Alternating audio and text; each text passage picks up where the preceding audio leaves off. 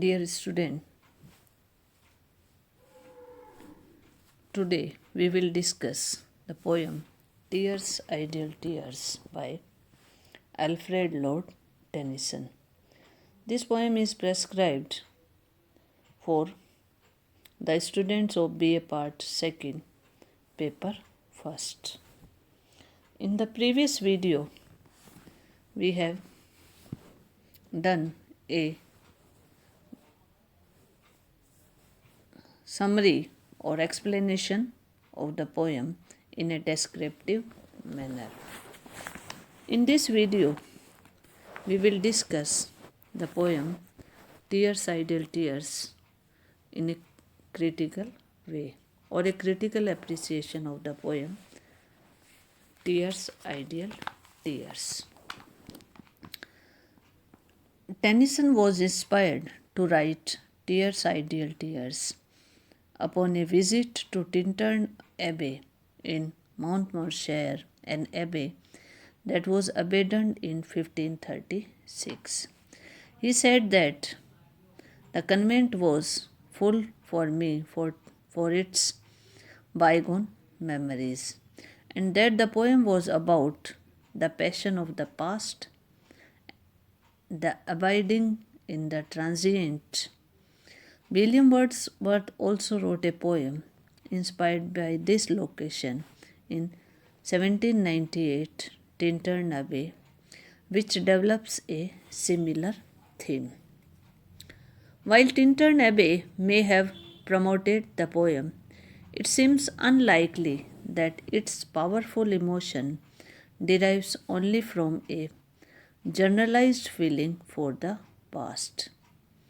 The final stanza, in particular, strongly suggests Tennyson's unhappy attachment to the lovely Rosa Baring, whose wealthy family lived in Harrington Hall, a short distance from Tennyson's Somersby.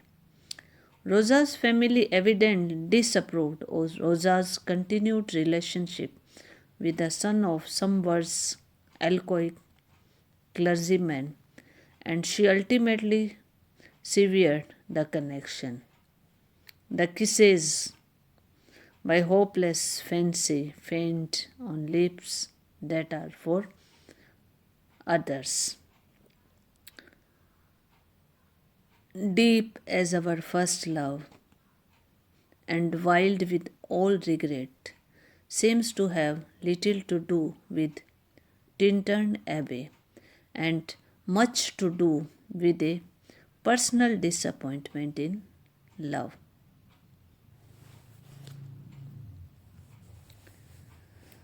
This beautiful song, Tears, Ideal Tears, occurs in Tennyson's Prince's a medley. The poem expresses sad mood. The sight of present joy often brings back memories of joy that have been and are no more. It is pleasant to recall the days that are past, but painful to realize that they are gone forever. So, now the subject matter of the poem. The sight of autumnal fields and the memory of the past happiness bring tears to the poet's eyes. He longs for the days that are no more. Their recollection fills his heart with joy as well as sorrow. The memory of the past is a pleasing as the first first rays of the rising sun and coming of a long expected dear friend. It is as sad as the setting sun and parting of a dear friend. Further, the memory of the past is as sad and strange as the singing of the bird is a dying man on a dark summer dawn. He knows that soon he will breathe his last and thus he will be separated from the happiness forever. The memory of the past is as sweet as the thought of the kisses of a beloved who is now dead or belongs to another man. Again, the thought of the past is as deep and as sad as first love. It is so painful that a man feels himself dead while still living. Tears Ideal Tears is noted for its lyric richness, for its tone of paradox and ambiguity, especially as Tennyson did not often bring his doubts into the grammar and symbolism of his work. The ambiguity occurs in the contrasting description of the tears. They are ideal, yet come from deep within the narrator. The happy autumn fields inspire sadness. Literary critic Kenneth Brooks writes, when the past is able, as in Tears Ideal Tears, to analyze his experience, and in the full light of the disparity and even apparent contradiction of the various elements, bring them into a new unity. He secures not only richness and depth but dramatic power as well. The poem contains many beautiful images. They are appropriate and enhance the artistic beauty of the poem and make clear the idea of the poem. The second stanza contains the opposite images. The ship returning home in the first splendor of the morning sun. The same ship departs from the native port with the red hues of the setting sun falling on her sail. The first imagery makes us happy and the second one makes us sad. In the third stanza, the imagery of the early morning with the first carol of the happy bird is combined with the gloomy picture of the dying man. In the last stanza, we have images from love under three aspects: devoted love, hopeless love, and young love with its deep ecstasy. The poem is also remarkable for Tennyson's meticulous care in the choice of words. The words seem inevitable in the context where they occur.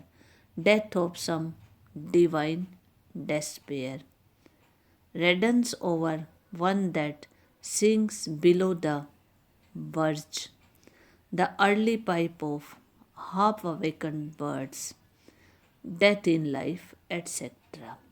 There is not a single word which may be thought unnecessary or improper. The style is absolutely free from any trace of superfluity. Grace, lucidity, and classical refinement are the qualities both for its diction and its thought. Critic Graham Howe in 1953 essay asks why the poem is rhymed and suggest that something must be very skillfully put in place. If many readers do not notice its absence, he concludes that tears ideal tears does not rhyme because it is not about a specific situation or an emotion with clear boundaries. It is about the great reservoir of undifferentiated regret and sorrow which you can brush away, but which nevertheless continues to exist. Readers tend not to notice the lack of rhyme because of the richness and variety of vowel sounds Tennyson employs into the poem. T.S. Eliot considered Tennyson an unequaled master in handling vowel sound. See, for example, Tennyson's Ulysses. Each line's end sound, except for the second line's regret, it is an open vowel or consonant group that can be drawn down reading in reading. Each line trails away, suggesting a passage into some infinite beyond. Just as each image is clear and precise, yet is only an instance of something more universal.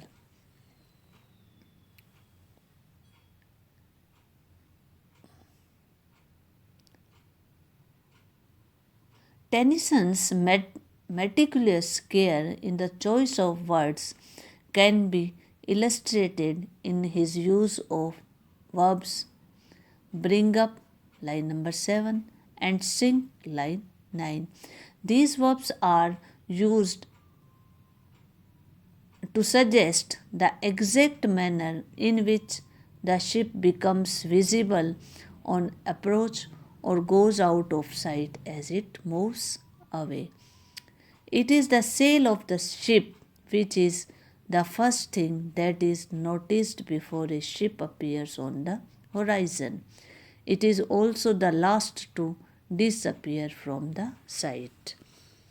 The poem, one of the songs of the princess, has been set to music a number of times. Tennyson is master of producing picturesque beauty in his poems. In this poem, the pictorial effect is and artistically subdued to the mood of the poem. It is never allowed to obtrude itself upon our attention too much. It is only in the third stanza that we can be conscious of the pictorial effect. In the line, when undo dying eyes, the casement slowly grows a glimmering square. The poet painter's superb art has forced together observation and verbal felicity. So this poem is a beautiful poem, Tears, Ideal Tears,